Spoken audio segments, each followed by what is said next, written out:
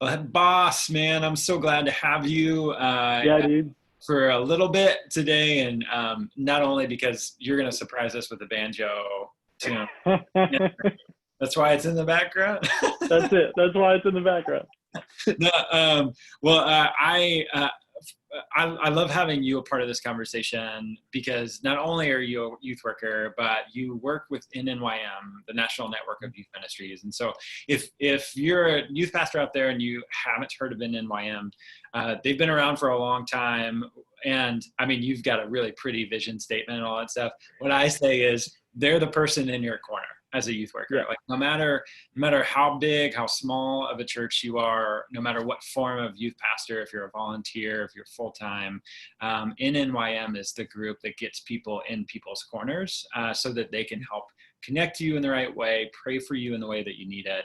And I cannot think of a better time in ministry to have someone in your corner than right now with COVID. So boss, before we get into like COVID impact and all that stuff, share a little bit of your story, and then we'll sort of dive into how COVID is impacting youth workers in your area.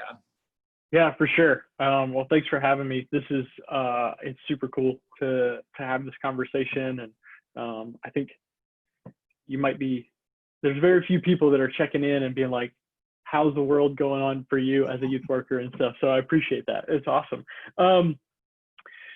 So a little bit about me. Probably the most important things about me is that I'm married to my wife, Michelle, of 8 years, and we have a 1-year-old Jack in our house, and we also have a dog that keeps us going crazy too. But those are my pride and joys. Those are the things that I am most. That's where I find all my joy is the people that are in my house. And then I have been in youth ministry for, I guess this year makes it 10 years of being in vocational ministry at some capacity. I've been in a local nonprofit after school ministry, parachurch thing. I was in that. There was a team of 2 of us. And then I've been in a multi-site church as well. So I've been on both ends of the spectrum of a tiny team to a huge team. And now I sit as part of as a regional coordinator for the National Network of Youth Ministries. And I've been on the team for 2.5 years now. Yeah, man. So in your area, granted, even across the town, COVID can have a different impact for different ministries, but what are you hearing most about how COVID is impacting youth ministry and youth workers? Yeah. So I'm in Indianapolis, Indiana. That's where I sit. I forgot to say that at the beginning. The thing that I had seen was the way it's impacted youth workers is everything just felt like it got canceled. It was just one thing after another. And it happened at a moment right before summer, which summer to me in youth ministry feels like it's almost like a refresh in youth ministry because the pace changes. The expectations of a certain type of the way that ministries play it out in your context changes because of maybe you don't do your weekly stuff. If you're in a church, you stop it, you pause it, and everybody goes on mission trips or does something different, but you get a change of pace. Yeah. So it happens then. And then what happened was all of the plans and hopes that all these youth workers had, we all did. They all stopped. And it just was crushing. Everybody was hoping for a 2-week sabbatical sort of thing. And then it didn't happen. And here we are, we're sitting at the end of August, and we're still talking about this. We're still in it. So those are the things that I've seen, just real in a quick nutshell, from my time with spending time with the youth leaders in my area.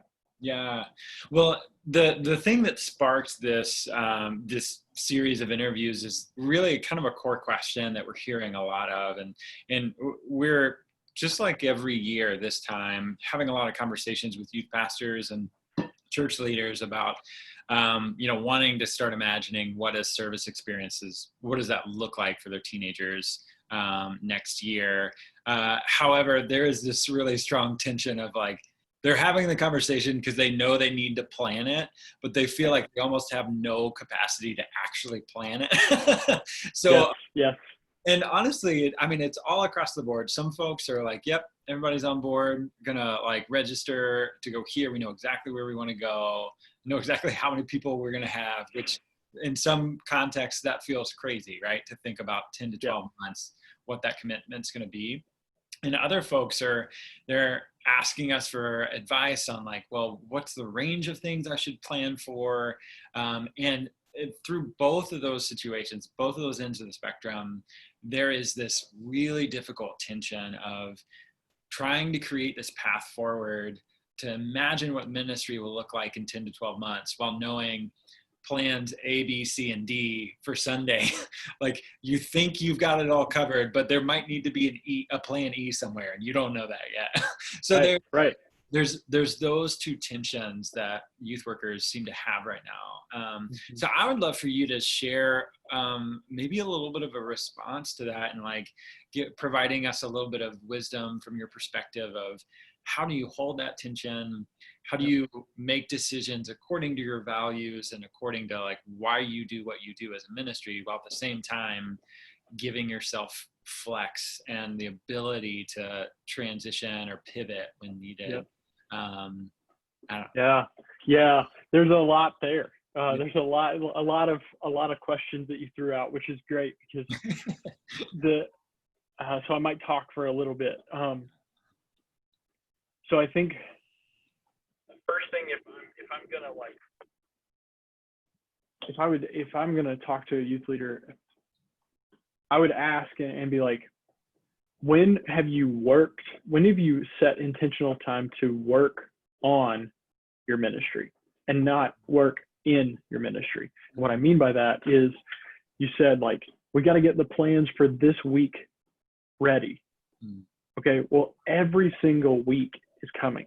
It doesn't stop. It just keeps rolling. Like Sunday's coming, Saturday's coming, whatever your context is. That's working in when you keep prepping for it. How do you get out of that, hand it off to somebody else to do it, and then go, I'm going to take some intentional time to work on it, which means then you're looking at your entire scope and you're looking at, why do we exist? What is our why? When we say this is why we do these things, like, do you have that determined? We have a mission statement. We all have mission statements. Okay. Well, what is your youth ministry mission statement? What is that about? And that's, it's the whole like Simon Sinek thing that he came up with years ago, and asking people what your why is and starting there. And then the how and the what, or maybe it's the what and the how. I don't remember that, those levels, but the why is the core. When you can determine that, then however it's played out and whatever it looks like, it doesn't matter because you're accomplishing your why. So something comes through and your governor says, nobody needs to wear a mask, everybody can hug, let's get back together now. And all of a sudden it's just done. Are you like, yep, everything's normal. Everything's happening the way that we hoped it would, and we're accomplishing our why? Or what if everything tightens back up again? Are you still going to be able to accomplish your why? Because if you know it, then you can say, well, we're doing it because we're hitting our why. That's what we exist for. We have to also let go of whatever was in the past. I'm a sports fan, and so and specifically, really, I'm a baseball fan, most out of all of the sports. And the thing I've been telling youth leaders lately, and I realized myself, is baseball at one point was rating players off of certain metrics. Well, then sabermetrics comes along, and they start, the Moneyball, if you're any baseball fan, they come along and they start crunching different numbers, and they realize that's actually a better picture of determining, are we winning, are we losing, is this player good or not? They didn't get rid of all the metrics, but they changed the metrics. We have to change our metrics. We can't just go off of attendance anymore. It has to be engagement. It has to be something different. And the same thing's true in our mission trips, our events. They're different. I lead a mission trip. It got canceled. Okay. And there's a lot of youth leaders who lead mission trips, and they try to figure it out. You deal with them all the time. They come to you. That's why you exist, to take care of all these details. One of the things I felt was, what if like we just did a mission trip, missional experience sort of thing where we didn't go anywhere. And we actually paid attention to the community and the people that we live around, where we don't have to travel to another part of the world or another part of the state or wherever. We just go, our neighborhood, what do they need? Yeah. What do the students, what are they gifting with? What are their giftings? How do they see the world? What do they see the broken place as? Let's go do that. Yeah. Let's lean into it. Now that's a change of perspective for you, for us as the leaders. Right. Because for the longest time, we've been like, we're supposed to put it all together. We're supposed to plan every detail. We're supposed to do all of this. Everybody's supposed to come to me, and then I tell them, this is what you're doing, and I've thought of every detail. What if those aren't actually ours to do anymore, and we can let go of that? So those are some things that I've been digging into and journeying with some different leaders on, that has then been able to then shape 2021, where we go, you know what, if we're hitting our why, it really doesn't matter if we have, maybe we just have the dates and we say, on these dates, we're going to do this. But what this is, might not, we're just going to accomplish this type of goal. We just don't, it might not be like, go downtown Indy and serve with this specific group and do this specific, very specific thing from this hour to this hour. Let all those details go and just say, are we accomplishing that goal during that time frame? Right. Yeah, man. I mean, this season of COVID it's been eye-opening for a lot of things, for me personally and for a lot of our staff. It has opened our eyes to all the ways that we've sort of assumed God would move and how God would act, right? And it's reminded us that like the systems and structures that we build that honestly allow us to operate, they're the things that God uses, but they do not embody God, right? Like they're not the things that define who God is or how God will move. It's just through the grace of God, God chooses to move through them. And separating those two things has been hard, and we pivoted a lot this summer, and our staff helped run some hometown mission trips. And part of those conversations really were a blessing to sort of remember, yes, on the micro level of this summer, a lot of things changed, and we're sad about a lot of it. We're mourning a lot of that loss. But on the macro level, on the big picture scheme of things, our eyes are now open to all of the ways that God can move, and all of the ways that all of the opportunities we have to serve, not just the ones that we create ourselves, right? Because we can build an incredible experience. Any youth pastor can build an incredible experience for their group. And God can use that and fully, but that is not the only thing that can contain God. And maybe, just maybe, now after this summer, we have a better image of who we are to be as the church, right? If we do it right, if we approach it in the right way, and there's always a place for events, and we will rejoice when we get to gather again. But at the same time, like, there are so many ways for us to learn something new in this season. It is just hard, man. It is. It's hard. It is hard because we're in that way of doing things for so long, and it was like, well, this is what we do. And there was a point where we got comfortable. Some of us were ready to see it go. And so like, as soon as it said we're canceled, we were like, oh, finally. And we're not going back to that. Like, we can finally get rid of it. I mean, I watched youth leaders just completely blow everything up and pivot, because that's what youth leaders do. We have to pivot all the time because we work with teenagers and their world changes all the time. And we go, well, that wasn't cool anymore, so we're not doing that. And we just scrap it. But there's some of us that loved it so much and found our identity in that. And that's another thing that we have to mourn. And some of us, it hit us square in the face that we realized my identity and my affirmation for what I do was wrapped up into a weekly program where students walked in, and when they were there, I felt amazing because there were a lot of students that came. And then I felt good about myself because I had created this really cool experience. And so it's still hard because you're like, what do we do without it? Yeah, man.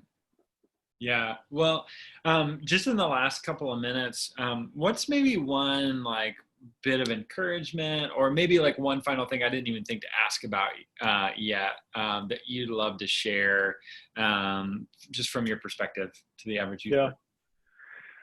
So the one thing that I've seen through all of this is that youth ministry leaders have been leading the charge of the church through this entire time. Youth leaders were the fastest to pivot and were ready to accept the challenge for when it happened. Like I just mentioned, I had the opportunity to sit with some senior pastors and senior leaders in week 5 of the early week 5 of the pandemic. Yeah. And they were trying to figure out, I remember them saying, we had so much momentum and we've got to figure out how to keep that momentum. This is week 5. Right. By that point, I'm like, the youth leaders have already figured, they've changed, and they may not have figured out what momentum looks like, but they have reimagined what it is. And so that is my encouragement, that you're leading the charge. You're doing it. And you're leading into what we are most likely going to look back and go, that was the year. That was the year that the church changed and we saw things differently, and we started listening to students and we responded to them and we mobilized students. Like, those are the things that I'm seeing. I get really excited about. In fact, all the hairs are standing up on me because I'm just getting just amped up about it. That's my encouragement, is just keep going, keep trying things. And like, if it doesn't work this week, whatever, just try something new next week, because this 6 hours, we know what's going on. The next 6 hours could be completely different, and that's fine. That's good, man. Well, thanks for giving us the freedom for that, because that's important, to have that freedom and recognize, like, it's okay to be in that chaos, and to recognize that it is a pandemic. There is chaos around this, and it's okay to feel that. No one wrote a book about this. Like, there are some blogs out there that people whipped together recently, but like it's being said a lot, we're building that plane as we fly it. And so we're all making it up. So those who maybe you look up to somebody right now and you're like, they have it all figured out. Nope, they don't. Like, they don't. Right. The leaders in ministry for 25 years, they don't know. And those that just started 25 minutes ago, they don't know. So talk to somebody. That's it. But yeah, thanks for giving me the chance to share my thoughts and of course, ask questions. Yeah. Well, for anyone watching this, down below with the blog or wherever, if it's there or whatever, we'll include the link to NNYM.